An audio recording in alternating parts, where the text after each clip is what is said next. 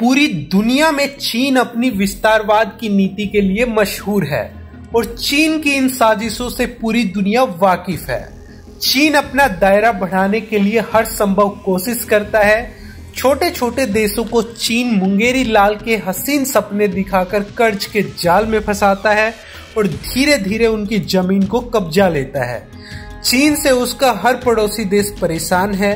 हर पड़ोसी देश के साथ उसका सीमा विवाद है और यही कारण है कि केवल भारत ही नहीं बल्कि हर देश चीन से परेशान है। आप ये भी कह सकते हैं कि ऐसा कोई सगा नहीं जिसे चीन ने ठगा नहीं। और अब म्यांमार में चीन भारत के खिलाफ गहरी साजिश रच रहा है। जी हाँ, और अब म्यांमार से कुछ ऐसी तस्वीरें निकलकर सामने आई है जिसने भारत को चिंता में डाल दिया है और भारत को जल्द से जल्द इस पर कोई एक्शन लेना होगा, नहीं तो भारत संकट में फंस सकता है।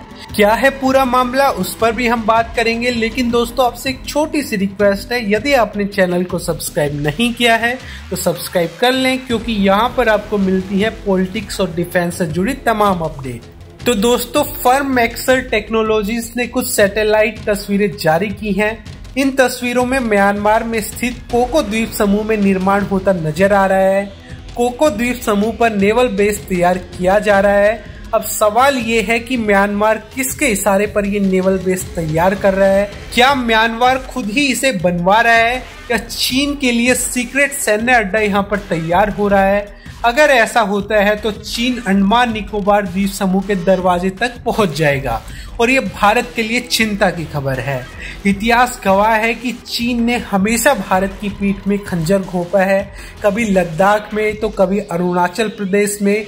जहां इसको मौका मिलता है एक घुसपैठ की साजिश रचता है। तवांग इसका सबसे ताजा उदाहरण है।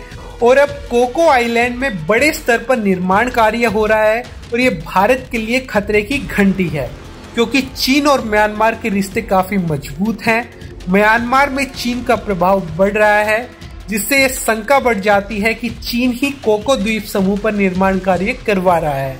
मैक्सर टेक्नोलॉजीज ने इसी साल जनवरी में कुछ तस्वीरें ली हैं, जिसमें रनवे हैंगर और नॉर्थ में कुछ इमारतें दिख रही हैं।